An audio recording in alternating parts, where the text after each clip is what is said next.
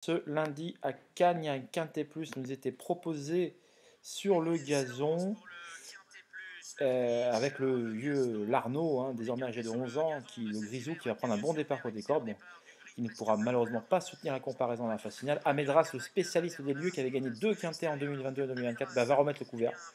Troisième quintet pour lui, tout simplement. Alors il avait changé d'entraîneur, puisque Christophe Escuder, on lui a enlevé ses agréments d'entraîneur pendant quelques temps, pendant 2 mois. Il va les retrouver d'ailleurs d'ici quelques jours. Et Amedras est installé au commandement à l'extérieur de la piste, en menant dans son sillage Aversa, qui n'était pas encore à 100% et dont la course va faire le plus grand bien de ce que j'ai entendu dans le milieu bien introduit du galop.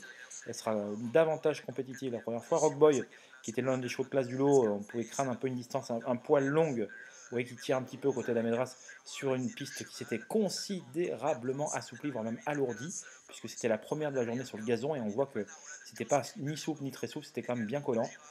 Et donc Amedras, tête et corde, dans son sillage donc à Verza, Rockboy est à l'extérieur, il fait un truc à Rockboy, parce qu'il ira jusqu'au bout, et celui qui aura fait un numéro, c'est quand même Tumblr qui est ici à l'extérieur, qui viendra dès dernier rang terminer en trombe à la troisième place, réalisant vraiment une prestation des plus convaincantes. Wonderboy, dont on pouvait craindre l'alourdissement du terrain quelques heures avant le départ, eh bien, va faire mieux que se défendre, puisqu'il va obtenir une encourageante quatrième place. Là, il est facile troisième et tente de refaire son terrain sur Rockboy, mais Tumblr est un meilleur finisseur que lui à l'extérieur. Je pense que le terrain était un poil trop souple tout simplement pour Wonderboy, mais il est quand même bon quatrième. Quant à Manarola et Joe Spirit, les deux pensionnaires de Monsieur Sigo, viendront compléter, prendre les 5e et 6e places en tête des battues donc, et elles courent plus qu'honorablement, c'est des juments de terrain lourd, elles ont profité de cette aptitude pour bien finir en léger retrait quand même du quatuor de tête.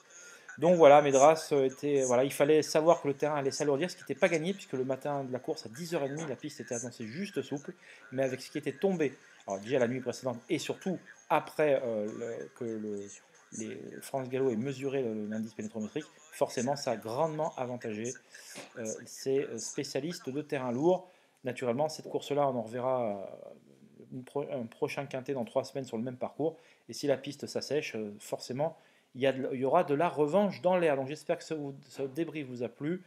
Je vous souhaite un excellent visionnage et on se dit à très vite dans tous les cas. N'hésitez pas à venir jeter un petit coup d'œil sur mon site internet www.caparos.fr. Je vous embrasse et je vous dis à très vite. Bye bye.